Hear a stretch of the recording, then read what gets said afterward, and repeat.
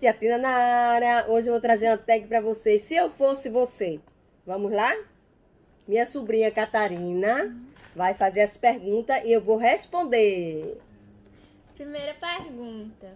Se eu fosse um mês. Se eu fosse um mês, eu seria dezembro, que é o mês do meu aniversário, que eu amo. Se eu fosse uma data.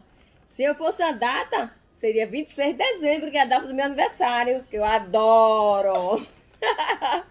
Se eu fosse um dia na semana. Se eu fosse o dia da semana, eu seria sexta-feira, que é muito bom. Se eu fosse um objeto. Se eu fosse um objeto, eu seria o quê? Meu Deus do céu, o que eu seria se eu fosse um objeto? E agora? Se eu fosse um objeto, eu queria ser um objeto valioso, né? Uma joia é um objeto. Queria ser uma joia. Queria ser uma joia. Se eu fosse um animal. Se eu fosse um animal, eu queria ser um beija-flor. Pra sair voando por aí, beijando as florzinhas. Se eu fosse uma comida. Ah, se eu fosse uma comida. Se fosse, pode ser chocolate. Então eu seria um chocolate. Que eu adoro chocolate.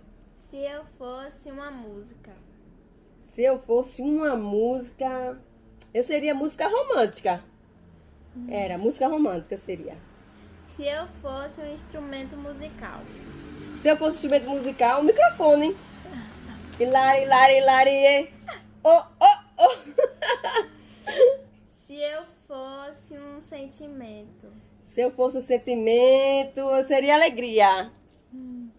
Se eu fosse uma cor. Ah, eu seria amarela. Adoro a cor amarela. Se eu fosse um acessório. Se eu fosse acessório. E agora? Um acessório. Deixa eu ver, tô pensando. Se eu fosse acessório. E agora? Se eu fosse um acessório, eu seria um anel. Um anel. Pronto. Acabou? Se vocês gostaram, curta, comente, pergunte, faça as perguntas. Veja o que é que vocês querem mais para eu colocar no meu canal. Eu aguardo vocês, minha gente. Beijo para vocês. Fiquem todos com Deus. Beijo.